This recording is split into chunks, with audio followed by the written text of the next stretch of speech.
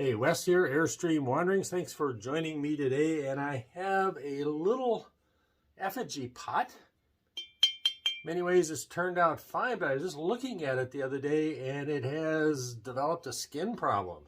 It wasn't there before, and I've never had this happen before. Maybe you have some ideas of what it is.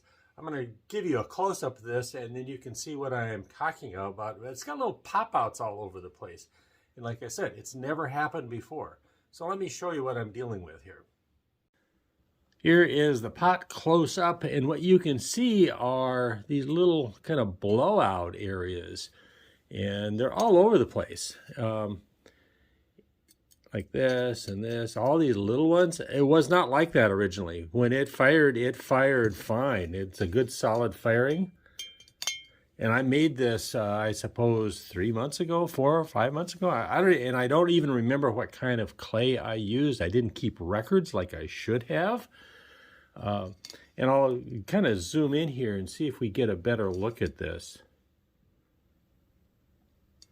So here is a good example right here.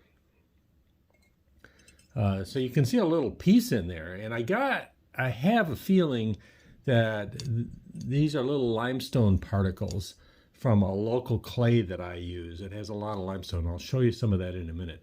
Again, I don't know for sure, but this is the only time I've ever had this happen. And maybe you have some good ideas what's going on. All right, here is some local clay, and I think this may be the clay I built the little pot out of, but I am not sure. And I like working with this clay. It is nice and plastic. It builds well. I like the color. It's kind of an orangish color, but it's very dirty.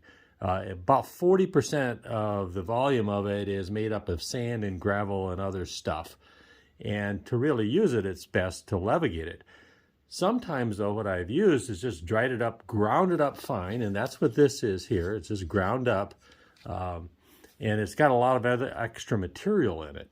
And so let me show you what that looks like. I have a bottle with some vinegar in it. I'm going to pour it in to the clay.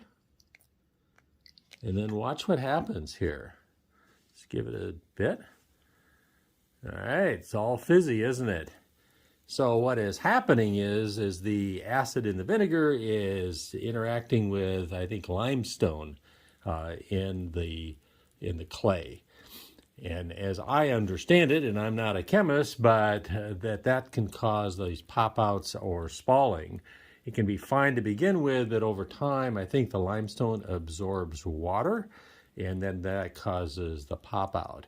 And that may be the issue. But lots of you have more experience than I do and may have some ideas about what is going on. Okay, what happened with this?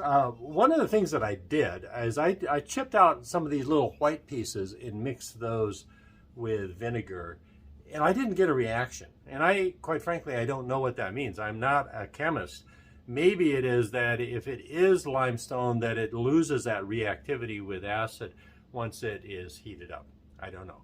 Another possibility is it's the grog or the temper that I use.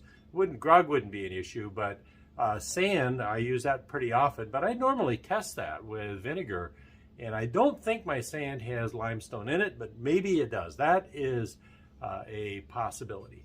The other thing I learned from this is I need to keep records. I do not know what clay I was using, and so that would make a difference. The other thing that I learned, and I don't know if you can tell, it's made with a pretty red clay, and then I slipped it with white, and quite frankly, the slip is not that good. The pink shows through, so note to self, do not slip dark colored clay with white slip. I can do better with that in the future. But one of the things I really love about YouTube is that you folks oftentimes know more than I do. I'm a student, and so if you have ideas, suggestions, thoughts, we can all learn from that. I always appreciate it. So again, thank you so much for watching. Thanks for subscribing. Getting really close to 500 subscriptions. And in the world of YouTube, that's not much. But for me, it's kind of a big deal. So I certainly appreciate that and look forward to it. And until next time, this is Wes with Airstream Wanderings, wishing you health, happiness, peace, and love. Take care. Bye-bye.